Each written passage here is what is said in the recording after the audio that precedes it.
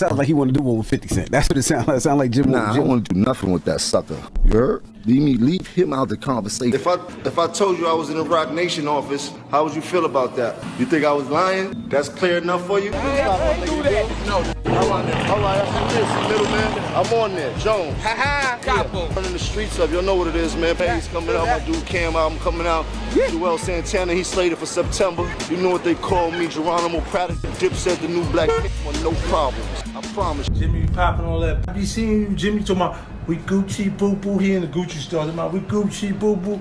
The Black King was going up. Jimmy like Marita Moneda. 50 Cent just straight up exposed Jim Jones for dissing Nas, and he dropped some wild rare footage proving Jim flipped on Jay-Z like a total opportunist. This clip shows Jim going from trash-talking Jay, calling him soft, to turning around and practically begging for a Rock Nation deal like his life depended on it. See, everyone knows 50's never rocked with Jim or Jay, but he's always respected Nas. So when Jim started popping off recently, bragging that he's better than Nas and claiming he's the one who made Nas go viral again, 50 wasn't having it for a second. He took that as straight disrespect and decided to air Jim out big time. What 50 exposed ain't just Jim running his mouth about Nas. It's a whole timeline of Jim's shady flip-flopping and snake moves. This dude's been switching sides like crazy for years, going from beefing with Jay-Z to sucking up the second he needed something. And don't forget, Jim spent over a decade firing shots at Jay, even going so far as to smack one of Jay's execs in public. But when his career needed saving, he switched his tune, praising Jay like a hero and begging for a spot at Rock Nation. Now, 50 is making sure everyone sees the real Jim Jones, a dude who's got no backbone, no loyalty, and no respect. This is a man who'll diss you one day and kneel the next if it means he gets a check. Jim loves to act like he's all about the culture he claims to represent, but that's just what he wants everyone to see. There's a crazy story behind the scenes of how Jim's trash talk about Nas blew up right in his face, and it opened the door for people like 50 Cent to dig deep into Jim's shady past and air it all out. Let's break down how Jim went from blasting Jay-Z to crawling back on his knees. Everybody knows 50 doesn't hold back when it comes to calling out fakes, and his latest shots at Jim, calling him Jay-Z's lapdog after Jim took aim at Nas, just made everyone look twice at Jim's constant flip-flopping. It's like Jim can't pick a side to save his life.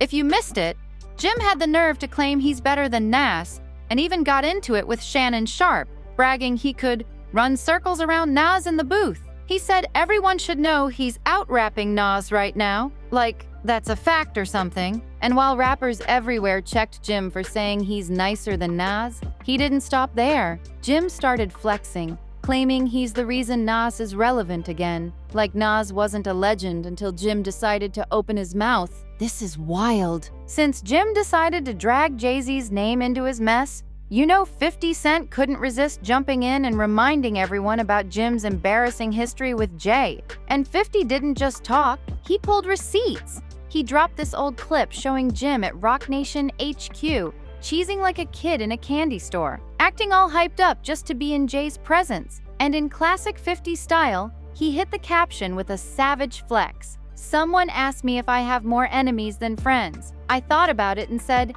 yes, poor me. I'm suffering from success. LOL. Some might think 50 was just being petty, but if you know the dirt between Jim and Jay, you know that post hit deep. See, Jim spent over a decade, 13 years to be exact, going at Jay-Z full force, throwing public shots, dropping diss tracks, and even getting into real street fights tied to the beef. Jim was relentless when it came to disrespecting Jay. But here's where it gets messy. When the time came and Jim needed a lifeline for his career, he pulled the ultimate switch up and started crawling back to Jay, desperate for a cosign and a deal. That's exactly what 50 wanted everyone to see, that Jim's recent shots at Nas are just another episode in his long history of disloyalty and clout-chasing moves that always end with him begging someone he once dissed. But how did Jim go from straight-up attacking Jay, and even slapping one of Jay's own executives, to being the guy down on his knees, asking for a Rock Nation contract? Let's rewind this whole saga. It all kicked off back in 2002 when Cameron and Jim Jones were brought into Rockefeller by Dame Dash. Jim even claimed that Cam was promised a vice president role at Rock, but Jay kept it hush-hush, never making it official. Later that year, Cam told the source, "I don't even know if I'm a take on the role as of yet." This set the stage for the chaos that was about to unfold. "Me and Dame are still talking about it, but I mean, I can have it. It's mine," Cam told the source, hyping up the VP role like it was a done deal. But Jay quickly pumped the brakes, telling the source himself, "That's not taking effect as of yet. I think the talk is a little premature right now." Boom. Tension was already bubbling from the very start. Things really heated up when Jay recorded a remix of Cameron and Jules Santana's smash hit, "Oh Boy," dropping a verse where he took shots at Nas. But Cam and Jim weren't having it. They straight up refused to release the remix. And Cam even deleted Jay's verse entirely, saying he wasn't gonna let Jay hijack their song just to settle his own beef. That move alone set the tone for everything that followed. From that point on, Jim and Cam felt disrespected by Jay, convinced he didn't value them or their movement. That's when the sneak dissing era kicked off hard. Jim started popping up everywhere, calling out Jay in interviews and radio spots, painting Jay like he was out of touch with the streets, too corporate, and completely lost. Jim pushed the idea that Dipset was real, raw, and flashy, while Jay was stiff, all about business, and totally disconnected from the hood. He leaned into that split-heavy, hyping Dipset as the kings of the block while claiming Jay had been left behind by the streets. But here's the wild part. At first, Jay didn't clap back directly at all. Everyone on the block knew there was serious friction brewing inside Rockefeller. Fast forward to 2006, Jim Jones dropped "We Fly High" and the track blew up like dynamite. "Ballin'" became a straight-up cultural catchphrase, and Jim finally scored his first massive solo hit. That's when Jay-Z decided it was time to step into the ring and make his move. Jay fired back with "Brooklyn High," a remix over Jim's own beat. But don't get it twisted, this wasn't a salute, it was a cold-blooded diss. Jay went in, clowning Jim's style, mocking his bars, and roasting his ad-libs like it was light work. It was sharp, icy, and dismissive as hell. But Jim wasn't about to stay quiet. He clapped right back with his beef mix, flipping the beat again and going straight for Jay's neck. He called Jay old, washed up, out of touch, and too weak to handle what Dipset was bringing. That's when things took a turn from rap beef to real-life chaos. In 2008, things got ugly. Jim was caught on security cameras throwing hands at someone inside a Louis Vuitton store. It turned out the victim was none other than Jay-Z's longtime A&R, Lenny Santiago. Jim ended up arrested over the fight and later pled guilty to misdemeanor assault, proving this wasn't just bars anymore.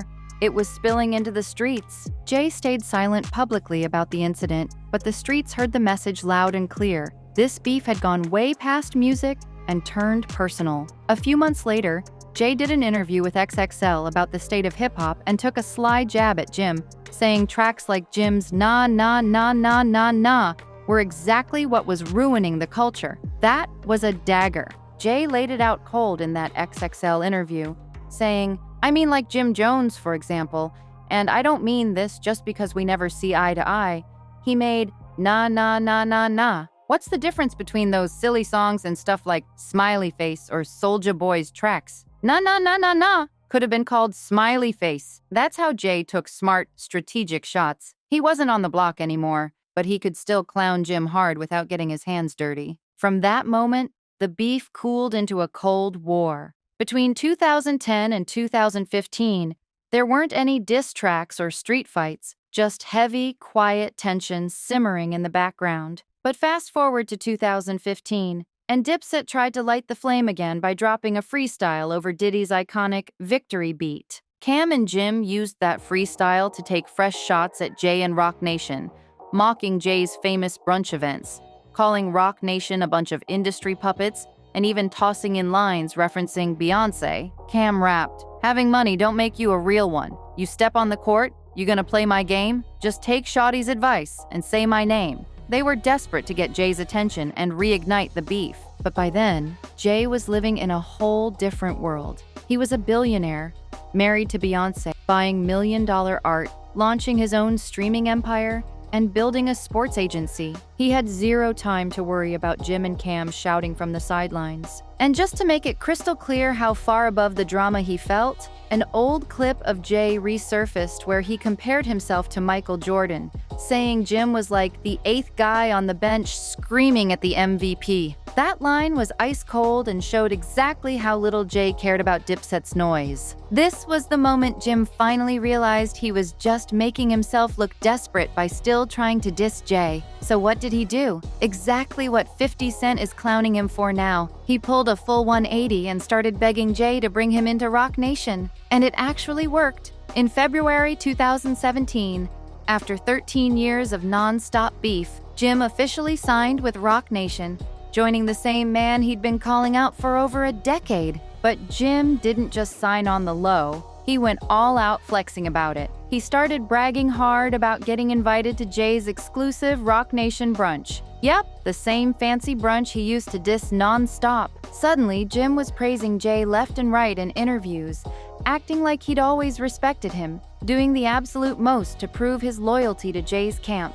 It was wild. This was the same dude who once called Jay soft, said he'd betrayed the streets, and even put hands on Jay's friend. Now he was on record calling Jay his role model and hero, like none of that had ever happened. Meanwhile, Jay stayed cool and silent as ever. There were no Instagram posts congratulating Jim, no warm welcome speeches, nothing. The only proof the deal even happened was a single photo of Jay and Jim together after he signed with Rock Nation. And that was it. Jay wasn't about to make a big show for a man who spent years throwing shade. And even in that one lonely photo, Jay looked like he'd rather be anywhere else than next to Jim. Jim might have finally scored a seat at the table, but Jay made it crystal clear they were never going to be equals.